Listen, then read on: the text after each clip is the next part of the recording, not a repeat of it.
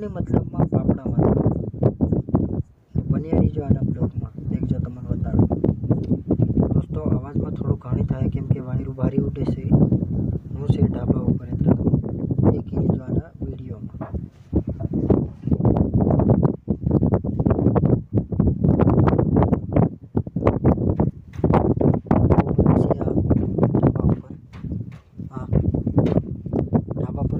पापड़ा उगीरा से केम के आयता पापड़ा लगाड़ीने अमारे खावाना छे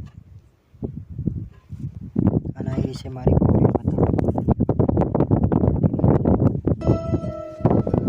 चल आजे आजे आजे आजे आजे वाचरो आजे आजे आजे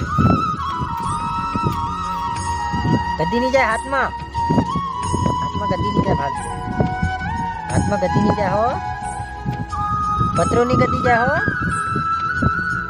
चल आओ आओ आओ आजे आजे आओ आओ माचरा आओ आओ आओ चल આવી જા आ तू उठाई जाओ आ जाओ बस आई देख एम कर दे बाय बाय कर दे बाय बाय कर दे बाय बाय कर बाय बाय।